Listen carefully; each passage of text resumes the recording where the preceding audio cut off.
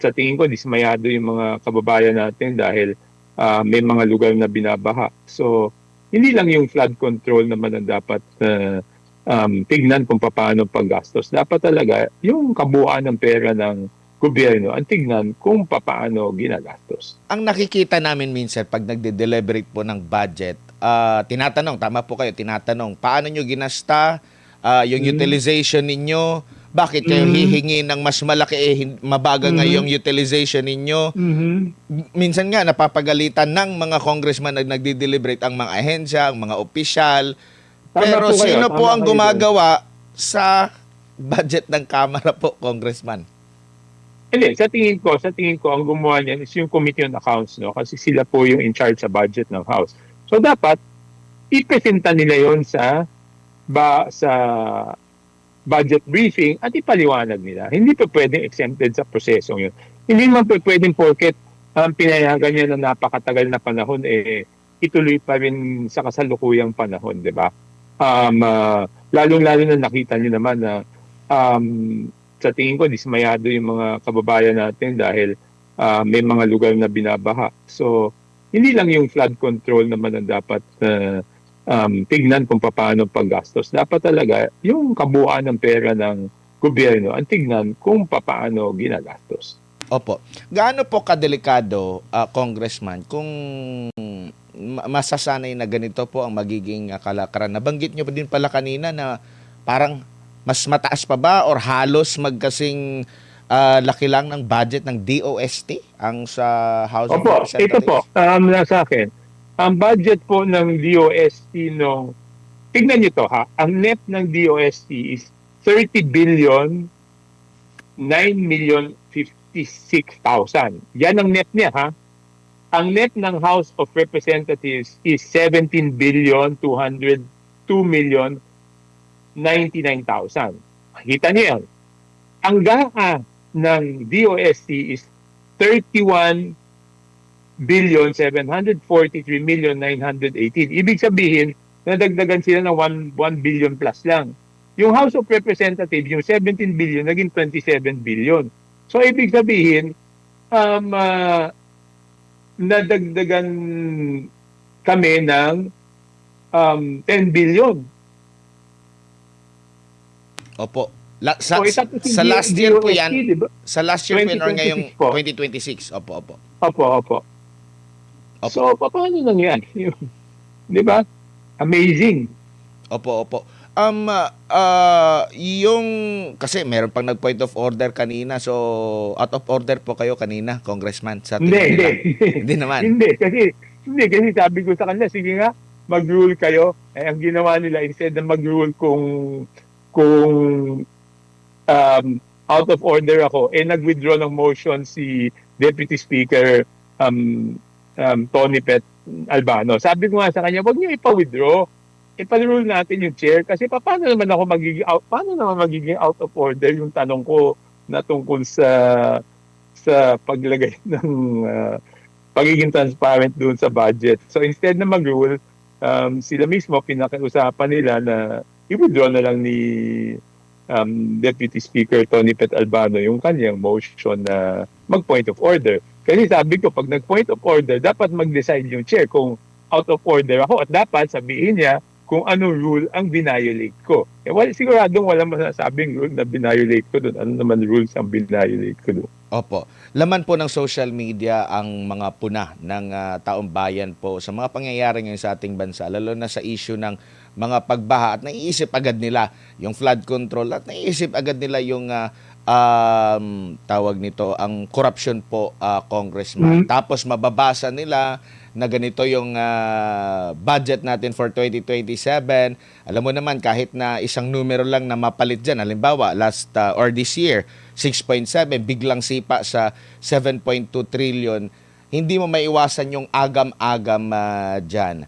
Ano po ang assurance sa side po ninyo na mapapanumbalik kasi aminin natin questionable talaga no yung alam mo na yung tiwala ng taong bayan dahil nga sa mga pangyayari po ngayon sa atin pong gobyerno, sa mga mambabatas na nangangalaga, nagbabudget po sa pera ng taong bayan. Paano matitiyak lalo na ang year before ng eleksyon, tinagurian ding election budget po, Congressman. Ano po masasabi nyo rito? Paano po matitiyak yung Opo. ano po?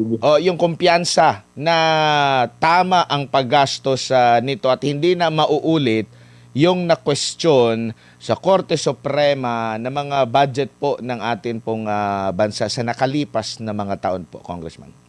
Okay, yung tiwala, dalawang bagay ang kailangan para maibalik yung tiwala, no? Number one, kapag hindi po na kasuhan ng plunder si former Speaker Martin Romualdez, hindi talaga babalik yung tiwala ng tao. Tanggapin natin yan. Number two, dito sa budget process, dapat talaga full transparency, di ba? Kasi yung accountability comes with transparency. Kaya di ba yung nasusunod na tanong ko naman is yung doon sa DPWH budget. Sabi ko, yung DPWH budget, 772 pages yan. Di ba? Kami, mga district congressman kami, di ba? So, ang sabi ko, simplihan nila yung budget. Kaya naman lang gawin yan eh. Madali sa kanilang gawin. Mahirap sa ordinaryong tao na gawin. Sabi ko, gawin nila magkano yung budget per district at ano-ano yung mga proyekto. Ang sagot nila, yung mga proyekto na handun daw sa NEP. Totoo na handoon sa NEP yung proyekto. Kaya lang minsan ang isang engineering district, dalawang district congressman. So papaano mo malalaman kung alin yung sa distrito mo? Number one po yan. Number two, yung NEP, though nakahiwalay yan, naka-line item, makikita nyo yan, tingnan nyo, paano nyo anuhin yan. Unang-una, bawat subtitle, ibang total yan. Kunya, preventive maintenance of primary road, preventive maintenance of secondary road, preventive maintenance of tertiary road, rehabilitation, reconstruction, tapos iba pa yung flood control. Ang dami-daming classification yan. So mahihilo maghahanap niyan. Ang sinasabi ko, simplihan, i-post sa website ng Kongreso, bawat isang congressional district, magkano ang naging NEP at ano-ano yung proyekto na pumasok sa NEP. Number one. Number two, ang sabi ko, yung mga party lists, dahil wala naman silang distrito, saan distrito nilagay yung mga proposed projects nila? Wala iniikot-ikot yung sagot. Isang taon ko na yung sinabi nung palang magbotohan ng 2025 budget, sinabi ko na yan na dapat simplihan. O ngayon, inulit ko ulit, wala pa rin. Ayaw pa rin, sinasabi na handun. Hindi naman tayo nagtatalo kung nahandoon sa NEP o wala eh. Ang pinagtatalunan natin, maintindihan pa ng kababayan ko sa Nabotas, pag hinanap niya doon sa NEP, yung mga proyekto na pasok sa NEP. Okay? Anong masama doon? Wala namang masama doon sa hinihingi ko eh, pero Opo. Baka, hindi ko alam eh. Baka ang mangyayari na naman dyan na congressman, kung meron na namang kontrobersya, mapipilitan na naman si gobyerno na ilalagay sa website na naman yung mga listahan ng mga proyekto at magpapatulong na naman sa taong bayan na pakihanap nga ito, pakicheck nga ninyo sa inyong mga lugar kung nandyan na ba ito. Di ba mas maganda yung naging proposal ninyo na kung ano yung approved na mga proyekto, ilathala siya, i-publish siya para diretso na. Di ba sabi dito na merong gagawin na flood control? Asa na ngayon? Mas madali po yung accountability at mas mararamdaman ng taong bayan yung transparency, Congressman. Kasi transparency dapat padaliin di ba? Padali. Yan, pinadala ko yung 772 pages yan. Tiga saan ka, Admar? Hanapin mo nga yung proyekto doon sa lugar mo kung hindi ka mahilong paghahanapin yan. Oo, ang problema pa dyan, hindi malaman ng ordinaryong tao, lalo na mga first time, pag titingin ka sa file, Congressman, ano ba ito? Paano ba ito basahin? Di ba? Mahirap talaga eh. So, ang gusto ko simple lang. Okay, kunyari, lahat ng distrito, ito yung mga district congressman, ito yung total na budget sa distrito nyo. Ito naman yung mga proyekto sa distrito nyo. O di ba simpleng-simple lang? Kaysa yung papabasa mo kahit hindi naman yung may kinalaman siya, gusto mong pabasa sa kanila at sila maghanap ng proyekto para sa distrito nila, paano naman yun? Di parang pinapahirapan lang natin yung hindi sincero yung sinasabi nating transparency kasi nahandyan nga pero mahirapan yung tao na hanapin kung ano yung mga proyekto sa lugar niya. Ang totoong transparency is ipapakita mo sa tao sa sa sa sa isang paraan na madaling intindihin sa kanya at hindi siya magsasayang ng oras para hanapin kung ano yung mga proyekto sa kanilang lugar. Yan po ang totoong transparency. Opo. Lipat lang po ako dito po sa mga priorities ng pagbabudget po. Meron po ba kayong puna? Meron po ba kayong suhestyon? Kasi ang napansin din natin, sa sinasabi naman ng konstitusyon na mas mataas talaga ang sa edukasyon. Pero almost 1 trillion yung education natin. Nabanggit mo kanina, 700 B ba? Or 600 plus B ang DPWH, ang top 1 at top 2. The rest po, sa agrikultura, na marami din pong mga stakeholders dyan, nasa 200 B. Kayo po ba ay satisfied doon sa proposed budget according sa mga ahensya, lalo na sa mga pangangailangan natin sa ating bansa ngayon, Kong? Mahirap sagutin yan sa ngayon na Admar. Kaya nga napakahalaga, babalik ako, kaya napakahalaga ng budget briefing. Kasi doon natin masasabi na kung ano yan hindi mo pwedeng tignan siya holistically, hindi mo pwedeng siyang tignan. Dapat tignan mo per department.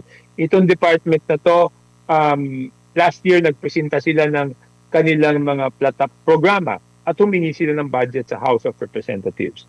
Base doon sa pinisenta nila nung isang taon, yung mga sinabi man lang gagawin nila, ay nagawa ba nila o hindi? Ngayon, okay, number 1 yun.